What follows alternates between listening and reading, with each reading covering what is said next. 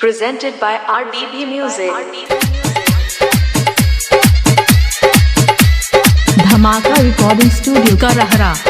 गे बीना बाली मैया गे गे गे बीना बाली मैया हम कहिया बनब गबैया नैया पार क देना नैया पार क देना गे बीना बाली मैया गे गे बीना बाली मैया हम कहिया बनब गबैया नैया पार क देना बेरा पार क देना। धमाका रिकॉर्डिंग स्टूडियो का रहरा। DJ Sumit Sati Sarayma, Sumit Sati Sarayma, DJ Virendra Sharma, DJ Virendra Sharma, DJ Virendra Sharma का रहरा। पछियारी टोल का रहरा, पछियारी टोल का रहरा।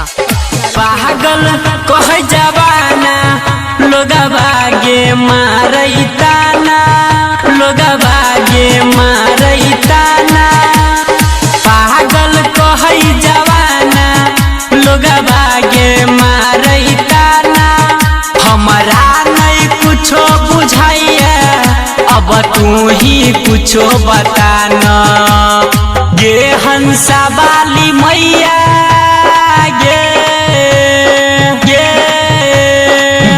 हंसा वाली मैया हम कहिया बनब गबैया नैया पार क देना नैया पार क देना बेरा पार क देना नैया पार करुना बेरा पार करुना नैया पार करुना।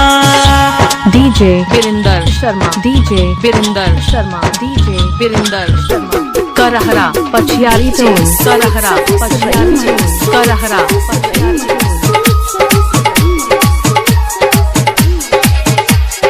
Presented by RBB Music. बचपन से हम सोचले छियै हम बनब गबैया छियै हम बनब गबैया बचपन से हम सोचले छियै हम बनब गबैया अब तू ही बता न गे मैया तू दर्शन देबही कहिया कहौ राइटर सोना गे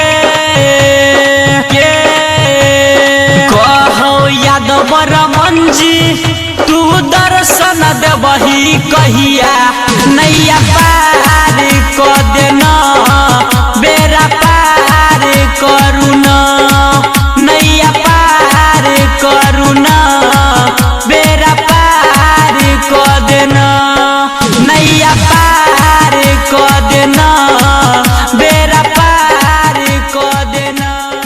धमाका रिकॉर्डिंग स्टूडियो का रहरा।